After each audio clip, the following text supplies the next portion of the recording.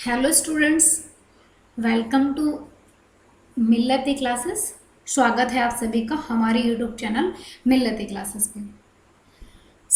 आज मैं प्रीति कुमारी आपके साथ लेकर के आई हूँ जर्नल स्टडीज प्रैक्टिस क्वेश्चन। तो चलिए जर्नल स्टडीज प्रैक्टिस क्वेश्चन पर चर्चा करेंगे। तो चलिए स्टार्ट करते हैं। जैसे मैंने यहाँ पहला प्रश्न पूछा है कि सोमनाथ के जिस मंदिर को महमूद गजनवी ने नष्ट किया था वह किस देवता का मंदिर था। यानी कि जो सोमनाथ का मंदिर है वो मंदिर किस शिव देवता को समर्पित है। तो महमूद गजनवी ने जो मंदिर लूटा था वो उसका नाम था सोमनाथ मंदिर, और ये मंदिर था यानी कि किस देवता को समर्पित था, ये यानी कि भगवान शिव को ये मंदिर समर्पित है, सोमनाथ का मंदिर। चलिए आगे बात करती हूँ अगले प्रश्न पर। अगला प्रश्न है कि अलवार संतों का आराध्य देव कौन है। तो अलवार संत कौन थे। जो अलवार संत थे यानी कि जो दक्षिण भारत के यानी कि एक ईश्वरीयवाद जो देवता थे, या मैं बात करूँ यानी कि जो सूक्त देवता मैं मानूँ, यानी कि सूक्त देवता नहीं, सूक्त एक संगठन मानूँ, तो ये जो एक संगठन था ऐसा, तो ये जो अलवार के नाम से प्रसिद्ध था। तो ये जो संत थे इनके आराध्य देवता कौन थे। इनके आराध्य देवता थे यानी कि विष्णु। ये पूजा करते थे, ये वैष्णव धर्म में विश्वास रखते थे, ये करते थे वैष्णव धर्म के लिए यानी कि आराध्य। चलिए आगे बात करती हूँ अगले प्रश्न पे कि दीवाने अर्ज या फिर सैनिक का कार्य विभाग की स्थापना किसने की थी। यानी कि दीवाने अर्ज या फिर सैनिक कार्य विभाग की जो स्थापना की है सो किस शासक ने की थी।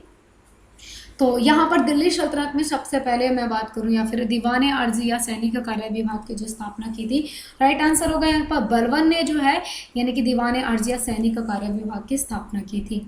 चलिए आगे बात करती हूँ यानी कि किस नदी के तट पर विजयनगर साम्राज्य की राजधानी अवस्थित है। तो यहाँ पर सही आंसर होगा यानी कि तुंगभद्रा नदी। तुंगभद्रा नदी जो है, तुंगभद्रा नदी पर जो है यानी कि विजयनगर साम्राज्य की राजधानी अवस्थित है। चलिए आगे बात करती हूँ मैं यहाँ पर कि विशिष्टताद्वैत यानी कि विशिष्टताद्वैत दर्शन का प्रवर्तक कौन है। तो विशिष्टताद्वैत दर्शन के प्रवर्तक जो हैं यहाँ पर सही उत्तर होगा ऑप्शन बी यानी कि रामानुजाचार्य जो हैं विशिष्टता दर्शन के प्रवर्तक हैं, विशिष्टताद्वैत प्रवर्तक दर्शन के प्रवर्तक हैं। चलिए आगे बात करती हूँ यहाँ पर प्रसिद्ध रानी चांद सुल्ताना जो थी यानी कि जो रानी चांद सुल्ताना थी जिसने अकबर का वीरता पूर्वक सामना किया था। रानी चांद सुल्ताना किस राज्य की थी। तो यहाँ पर सही उत्तर क्या होगा, सही उत्तर होगा यानी कि ऑप्शन है बिल्कुल अहमदनगर। ये जो थी कहाँ की थी, अहमदनगर की थी रानी चांद सुल्ताना जिन्होंने अकबर का वीरता पूर्वक सामना किया था।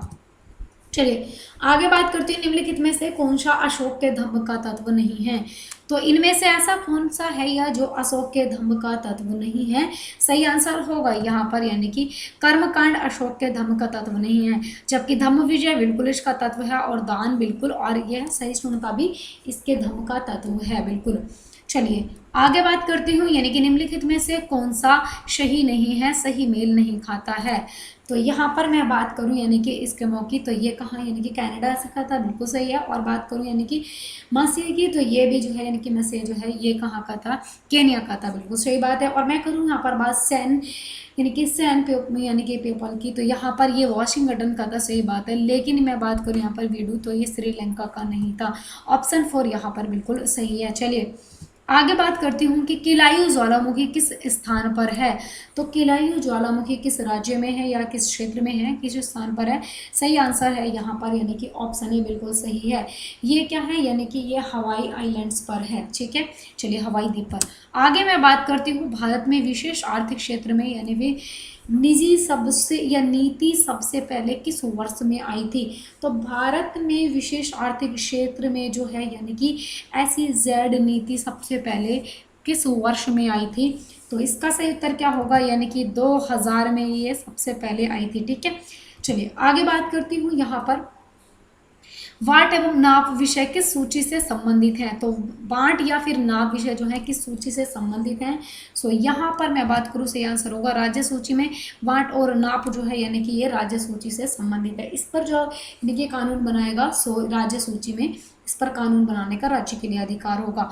आगे बात करती हूँ यहाँ पर ऑनलाइन कुछ ऑप्शंस कुछ क्वेश्चन है यानी कि ऑनलाइन थॉट्स पे मैं बात करती हूँ। चलिए तो गाइस शुरू करते हैं, देखते हैं। चलिए हाँ, जैसे मैंने यहाँ पर पहला क्या है, यानी कि फिरोज शाह तुगलक ने हिसार, फिरोजाबाद, जौनपुर, फतेहाबाद और यानी कि इन शहरों की स्थापना करी थी। सो प्रश्न पूछा जाएगा कि फिरोज शाह तुगलक ने किन किन या फिर किस नगर की या किस शहर की स्थापना करी है।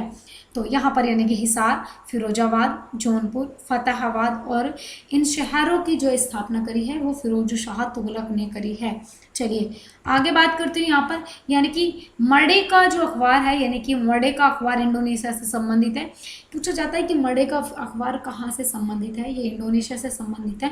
आगे मैं बात करूँ यानी कि हवा वाला शहर किसको बोला जाता है, सो शिकागो को क्या बोला जाता है, यानी कि वाइन सिटी के नाम से जाना जाता है शिकागो को।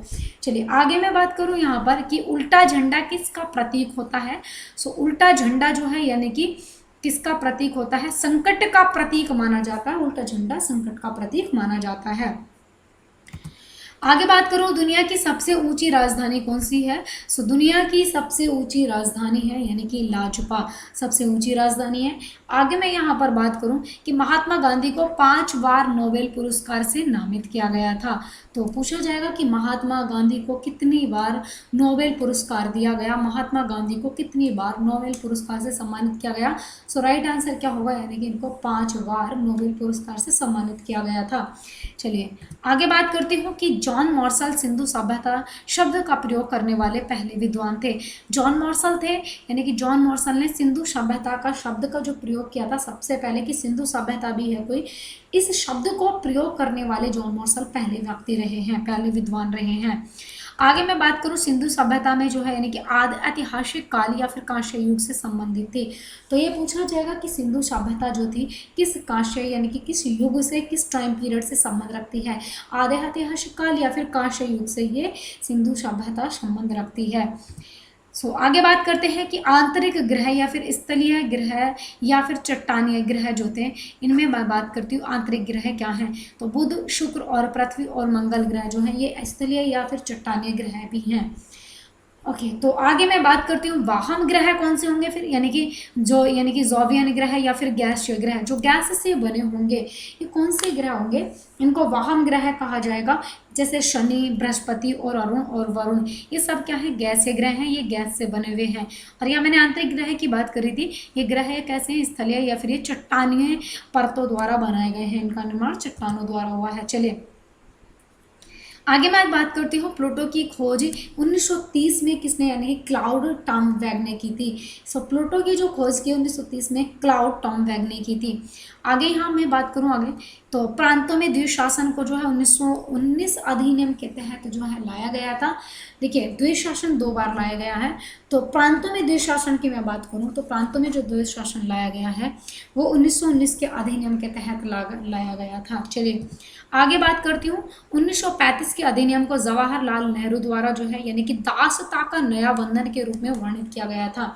तो 1935 का जब अधिनियम आया था तो पंडित जवाहरलाल नेहरू ने इसको यानी कि दासता का नया प्रबंधन के रूप में जो है इसको बोला था या वर्णन किया था। आगे मैं बात करूं यानी कि खिज्र खां जो था, खिज्र खां शैयद वंश का संस्थापक था। सो शैयद वंश की जो स्थापना करी थी किसने करी है, खिज्र खां ने करी है।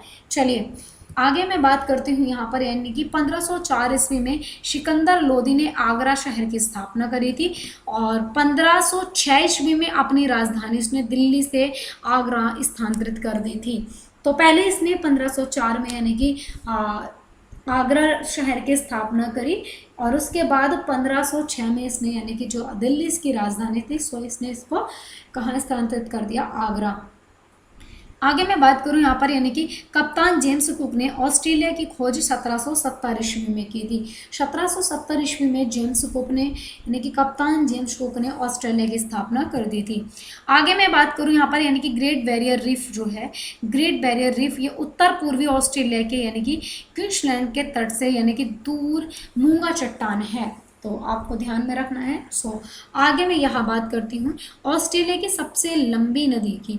तो ऑस्ट्रेलिया की जो सबसे लंबी नदी है सो मर्रे है और भारत की नदी सबसे लंबी नदी की बात करूँ तो गंगा नदी है और भारत की सबसे लंबी या नहर की बात करूँ तो यानी कि इंदिरा सागर नहर है। चलिए आगे मैं बात करती हूँ, एशिया पृथ्वी का सबसे बड़ा और सबसे अधिक आबादी वाला महाद्वीप है।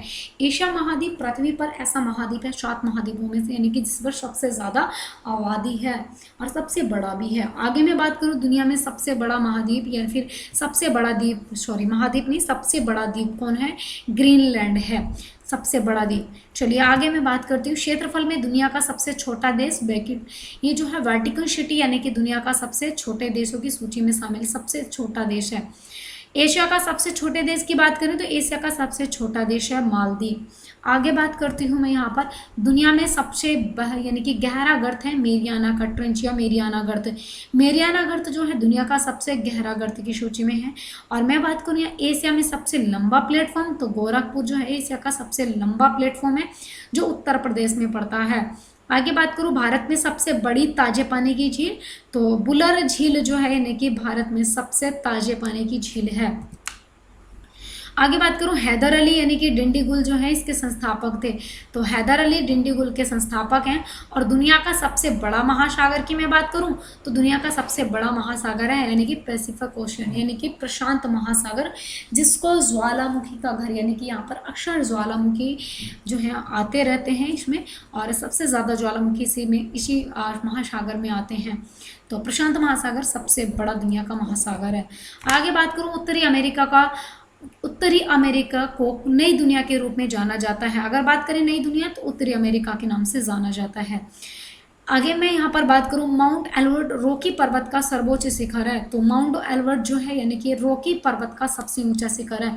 अच्छा, रॉकी पर्वत कहाँ पर है? उत्तरी अमेरिका में पड़ता है। चलिए आगे बात करती हूँ, चीन की सीमा सर्वाधिक देशों से लगी है, तो चीन की सीमा जो सबसे ज़्यादा देशों को टच करने वाली, यानी कि सबसे ज़्यादा सीमा साझा अंतर्राष्ट्रीय देशों के साथ सीमा साझा करने वाला देश है चीन। आगे बात करती हूँ, ओलंपिक खेलों का जो आयोजन कितने वर्षों बाद होता है? तो प्रत्येक 4 साल बाद ओलंपिक खेलों का आयोजन होता है। आगे मैं यहाँ पर बात करूंगी, यानी कि ओलंपिक ध्वज में कितने छल्ले होते हैं? तो ओलंपिक ध्वज में कुल कितने छल्ले होते हैं? यानी कि इनमें जो है यहाँ पर यानी कि 5 छल्ले ओलंपिक ध्वज में होते हैं। चलिए, जैसे मैं यहाँ पर आप देख पा रहे होंगे, यहाँ पर आप देख पा रहे हैं उत्तरी अमेरिका एंड दक्षिणी अमेरिका एंड ऑस्ट्रेलिया, एंड यहाँ पर है ये आपका अफ्रीका, एंड यहाँ पर है यूरोप एंड एशिया। चलिए, ये तो यहाँ पर कुल कितने छल्ले हैं? यानी कि 5 छल्ले हैं। आगे मैं बात करती हूँ यहाँ पर, यानी कि लॉर्ड कर्जन ने 16 अक्टूबर 1905 को बंगाल का विभाजन घोषित किया था। बंगाल का विभाजन किसने घोषित किया था? लॉर्ड कर्जन ने। कब? 16 अक्टूबर 1905 को बंगाल विभाजन के नाम से भी यहाँ पर यानी कि जाना गया। चलिए आगे मैं बात करती हूँ, स्वदेशी आंदोलन सुरेंद्र नाथ बनर्जी के नेतृत्व में आयोजित किया गया था। तो भाई स्वदेशी आंदोलन जो है यानी कि सुरेंद्र नाथ बनर्जी के नेतृत्व में आयोजित किया गया था। चलिए आगे बात करती हूँ, भारतीय परिषद अधिनियम 1909 को आमतौर पर यानी कि मार्ले मिंटो या फिर मार्ले मिंटो सुधार के रूप में भी जाना जाता है। 1909 का जो यहाँ पर यानी कि जो अधिनियम आया था। चलिए आगे बात करती हूँ, दिल्ली दरबार जो था यानी कि 1877 से 1903 और 1911 में इसे 3 बार आयोजित किया गया था दिल्ली दरबार को। और यहाँ पे मैं बात करूँ यानी कि इलाहाबाद दरबार यानी कि 1 नवंबर 1857 को लगा था, और यहाँ दिल्ली दरबार 3 बार लगा है। चलिए आगे बात करती हूँ यहाँ पर, यानी कि इंडियन होम रूल लीग की स्थापना जो थी अप्रैल 1916 को पुणे में की गई थी। इंपॉर्टेंट है कि होम रूल लीग की स्थापना कहाँ की गई? 1916 को पुणे में की गई थी। ये बाल गंगाधर तिलक द्वारा की गई थी। चलिए आगे मैं बात करती हूँ कि All Indian Home Rule League की स्थापना एनी बेसेंट ने सितंबर, All India Home Rule League की स्थापना की मैंने बात करी, और पीछे क्या बात करी थी? यानी कि इंडियन होम रूल लीग की। तो इंडियन होम रूल लीग की स्थापना जो की 1916 में पुणे में बाल गंगाधर तिलक ने की है, लेकिन all India Home Rule League की स्थापना की बात करें तो ये एनी बेसेंट ने सितंबर 1916 में यानी कि अड्यार यानी कि मद्रास में की थी। रॉलेट एक्ट को जो है काला कानून के नाम से भी जाना जाता है, रॉलेट एक्ट को। चलिए आगे बात करती हूँ, रविंद्रनाथ टैगोर ने 13 अप्रैल से यानी कि 1919 तक को जो है जलियांवाला बाग यानी कि नरसंहार के विरोध के स्वरूप में यानी कि नाइटहुड की उसे उपाधि दी थी। चलिए वापस कर दी थी। आगे मैं बात करती हूँ यहाँ पर 1 अगस्त 1920 को बाल गंगाधर तिलक की मृत्यु हो गई थी, और आगे मैं बात करती हूँ CR दास इसके अध्यक्ष और मोतीलाल नेहरू इसके सचिव रहे थे। चलिए आगे बात करती हूँ यहाँ पर कि Hindustan Republican association, Hindustan Republican association 1924 के यानी कि 1924 ईस्वी में कानपुर में स्थापित की गई थी। और साइमन कमीशन को जो है यानी कि व्हाइट मैन कमीशन भी कहा जाता है। व्हाइट मैन कमीशन को जो है साइमन कमीशन के नाम से भी जाना जाता है। आगे यानी कि दांडी मार्च 24 दिनों की इस यात्रा में जो है यानी कि 390 किलोमीटर की दूरी तय की गई थी। ये कुल कितने दिन की यात्रा थी? 24 दिन की। आगे बात करती हूँ, भारत में खनिज क्षेत्र या प्रायद्वीपीय पठार पाए जाते हैं। खनिज क्षेत्र और प्रायद्वीपीय पठार ये भारत में पाए जाते हैं। आगे बात करती हूँ, भारत में वायु परिवहन प्रणाली की शुरुआत जो की थी, तो भारत में वायु परिवहन प्रणाली की शुरुआत 1911 में इलाहाबाद से नैनी के बीच हुई थी। आगे बात करती हूँ, JRD टाटा ने जो है यानी कि 1931 में मुंबई से कराची के लिए एकल उड़ान भरने वाले पहले व्यक्ति बने थे JRD टाटा 1931 में। आगे बात करती हूँ, भारत का सबसे साफ हवाई अड्डा कौन सा है? सो बंगलुरु भारत का जो है यानी कि बंगलुरु और हवाई अड्डा और कर्नाटक ये सबसे साफ हवाई अड्डा है। आगे बात करती हूँ यानी कि पूर्णतः और आधारित हवाई अड्डा कौन सा है? सो कोच्चिन हवाई अड्डा जो है वो केरल में पड़ता है। ये यानी कि कोच्चि हवाई अड्डा जो है ये पूर्णतः शोर हवाई अड्डा है। आगे बात करती हूँ, सबसे लंबा राष्ट्रीय जलमार्ग की बात करूँ तो NH-44 यानी कि श्रीनगर से कन्याकुमारी तक फैला हुआ है। ये जो है सबसे लंबा राष्ट्रीय राजमार्ग है। भारत में पहली रेलवे लाइन 1853 में मुंबई से थाने के बीच 34 किलोमीटर की दूरी तक जो है संचालित की गई थी। और 1950 में इसका जो है राष्ट्रीयकरण किया गया था। कब? 1950 में इसका राष्ट्रीयकरण किया गया था। चलिए आगे चलते हैं। आगे बात करती हूँ, भारतीय रेलवे में नवगठित दक्षिणी तट रेलवे सहित जो है यानी कि 18 जोन है। कितने जोन है? कुल 18 जोन है। आगे बात करती हूँ, सबसे लंबा तटीय रेलवे या रेखा वाला देश है कौन सा है? ये कनाडा है, जिसकी सबसे लंबी तटीय रेखा है। चलिए आगे बात करती हूँ, दुनिया में सबसे बड़ी ताजे पानी की झील कौन सी है? सुपीरियर झील है जो सबसे बड़ी ताजे पानी की झील है। और भारत के कुल क्षेत्रफल की बात करें तो कितना है दुनिया का? तो दुनिया का भारत का जो हिस्सा है यानी कि दुनिया में भारत का हिस्सा का जो क्षेत्रफल हिस्सा है 2.42% हिस्सा पड़ता है सिर्फ और सिर्फ भारत टोटल दुनिया से। आगे बात करती हूँ यानी कि यू थॉन्ट संयुक्त राष्ट्र के पहले गैर यूरोपीय महासचिव रहे हैं। कौन? यू थॉन्ट। आगे बात करती हूँ यहाँ पर यानी कि ट्रेविग्ली जो है यूएनओ के पहले महासचिव रहे हैं। तो यूएनओ के पहले महासचिव रहे हैं ट्रेविग्ली, यूएनओ के महासचिव हैं प्रथम। आगे बात करती हूँ, 1857 के विद्रोह के समय इंग्लैंड के प्रधानमंत्री कौन थे? यानी कि ये थे पामर्स्टन थे। तो जब 1857 का विद्रोह हुआ था सो इंग्लैंड के प्रधानमंत्री तब कौन थे? यानी कि आपके पामर्स्टन थे। आगे बात करती हूँ यहाँ पर कि ह्वेनसांग जो था, ह्वेनसांग का यात्रा वृतांत जो है किसने लिखा है? ये यानी कि यू की कहा जाता है। क्या इसमें किसको कहा जाता है? इसका वृतांत यू कहा जाता है यानी कि यू की कहा जाता है। चलिए आगे बात करती हूँ, विष्णु पुराण और यानी कि भागवत पुराण में ऋषभवेद को नारायण का अवतार माना गया है। आगे बात करती हूँ। तो चलिए गाइस, तो इस क्लास में इस वीडियो में हमें इतना ही रखना है। चलिए बाकी देखते हैं हम नेक्स्ट वीडियो में। Thank you for watching guys.